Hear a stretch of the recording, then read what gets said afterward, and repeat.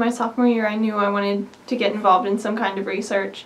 So I contacted several professors and just asked them what kind of opportunities they had. And Dr. Boone answered and said that she had one of her graduate students, which was Tyler. He needed some help just feeding frogs from one of his studies. So I started feeding his frogs and then eventually was able to do my own study and got more and more involved in the lab. So the study me and Tyler did together, it was funded by National Geographic and Miami. It was a field study and we collected frogs from Ohio, Missouri, and Illinois. And we're looking at each of them for parasites and other diseases, and we took some water samples to look at pesticides and things that were in the water. But then at the ERC we have some ponds, like they're called mesocosms, that we've set up.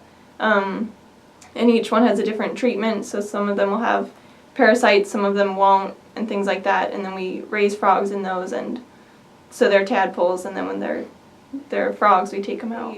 Once they become frogs, we take them into the lab and we have them in individual beaker terrestria.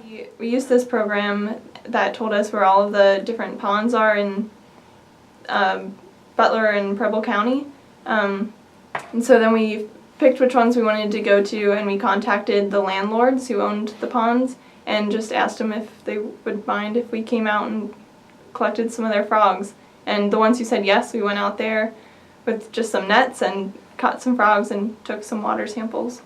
The species we are studying, they're called cricket frogs, and there's some evidence that they're declining, and no one's really sure why. So part of this research has been trying to figure out why they're declining so that we can help conserve the species. I guess it's just given me definitely like a more passion for research.